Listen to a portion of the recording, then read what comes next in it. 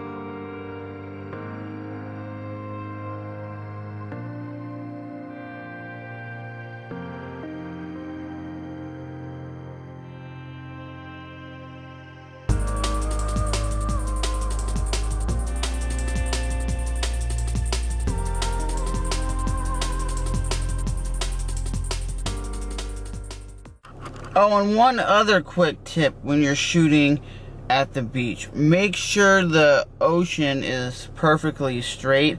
You don't want to have a video where the ocean and the horizon is like this. It won't look good. You want everything to be perfectly straight, so when people are watching it, it looks the most cinematic it possibly can on whatever camera you're shooting on. And like I said, I'm shooting on the Sony A5100 mirrorless camera, so it does everything it's supposed to do. So far, I'm testing this camera out, trying it in every aspect I can to see if it is a worthy camera. I think it's one of the best vlogging cameras out there because it has a flip-up LCD screen. You can have interchangeable lenses. The only downfall is it does not have a microphone input. That's my only gripe with it, but other than that, it's doing everything it's supposed to do, and it's doing it very well. So as you see right here, this is what the Sony A5100 looks like, and I am recording right now on the Samsung Galaxy S7, so you can definitely tell that the camera on the cell phone is really sharp as well.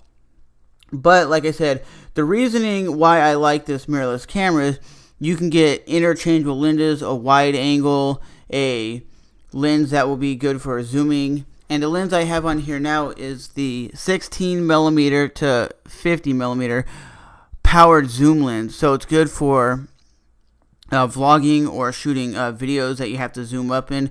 And this is my tips on how you can make a professional surfing video.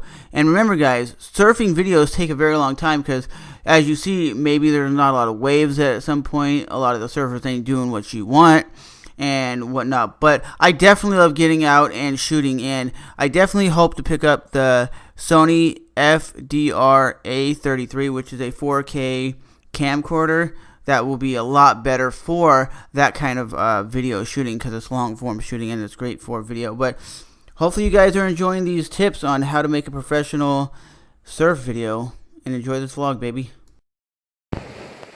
I'll give you a tip if you guys ever want to go shoot surfers at the beach. It's a lot of waiting time for them to get a nice wave so they can do some tricks and ride the wave.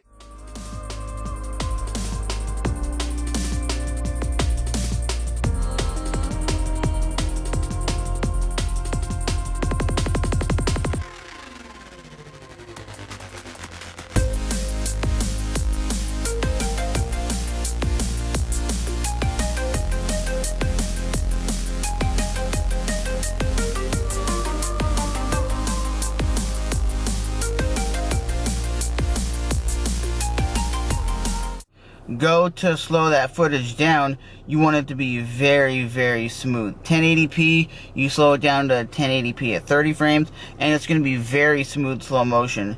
Not every camera can capture 1080p 60, but if you're doing 1080p at 30 frames per second, don't really even try to slow it down because it's going to be very choppy. So I shot in at 1080p at 60 frames per second and 1080p at 24 frames per second. Because 24 frames per second is that cinematic film look. If you want to know what 24 frames looks like, it's like any Hollywood movie. But with that being said, guys, that is my tips on how to shoot a professional surfing video. Oh, and the good thing about having this camera, I can get a wide angle lens. I can buy eventually a really super zoom lens. You can buy certain things for this camera to make it different than what it is just straight out the box. Just out the box, it has a kit lens of 16mm to 55mm. So I'm using it to zoom up on these surfers. So that's the cool thing about this camera and mirrorless cameras in general. You can get some really cool video, and you don't always have to rely on the same lens. So you can always get something different every time you use a camera. You can have like a wide angle lens, you can have a macro lens, you can have a super wide angle lens, and it's going to make the video when you're vlogging that much more exciting than just whatever comes with it, like a Canon G7X or your cell phone or whatnot.